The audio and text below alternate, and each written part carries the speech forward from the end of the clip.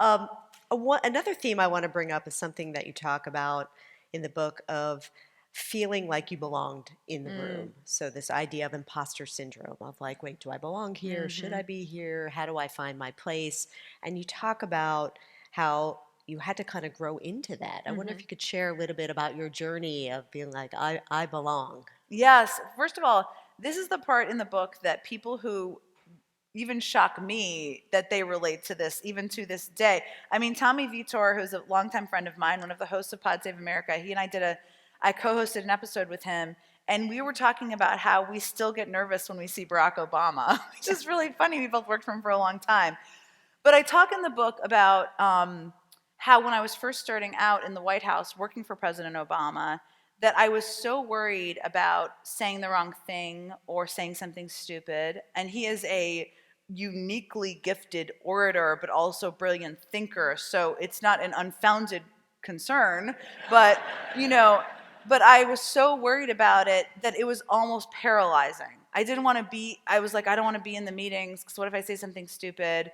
And I wasn't confident in my own contribution. And the way that manifested itself for me was I just became a super helper, right? I just became the person who wrote the memos and called back all the reporters and just always did the things that nobody else wanted to do, which is actually can serve you well. And I think actually this is advice I often give to people who are recent graduates. It's like, just crush the job you're in. That's like not more complicated than that. But it also means at the stage I was in, I mean, I was the deputy press secretary, deputy communications director, you're not positioning yourself for your voice to be heard, to be seen as a strategist. And it really took me going back I left the White House. David Plouffe, who had run the first campaign, was back as a senior strategist, called me. And first of all, when I saw his number on my phone, I was like, oh God, I'm in trouble. It's like, how can I be in trouble? I don't work there anymore. I was like, it's fine. I was like, it's okay. But he called me and asked me to travel with the president as a senior advisor, traveling press secretary on the campaign, a job I'd had the first time. And I thought to myself, I want to do this, but how is he going to take me seriously in that way?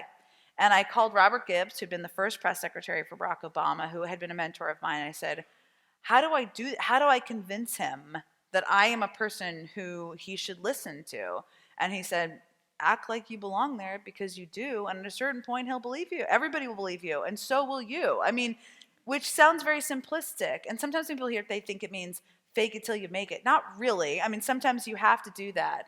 But I was absolutely qualified for the job. It was convincing myself I could be there and being less fearful. And I also, part of this journey for me, which I talk about a lot in here, is the fear of asking for feedback when I was earlier in my career, as if I would be found out, like I didn't know everything. And of course you don't know everything. I still don't know everything. And I certainly didn't in my 20s and 30s, and I missed out. And for me, the whole transition has been, now I'm like an aggressive feedback seeker. Like we're gonna leave and I'm gonna be like, how did it go? What should I say, talk about differently? I harass the team on my show about like what I could have done differently and what can do better. And it's like sometimes 2 a.m. and they're like, please, this is too much. And I understand.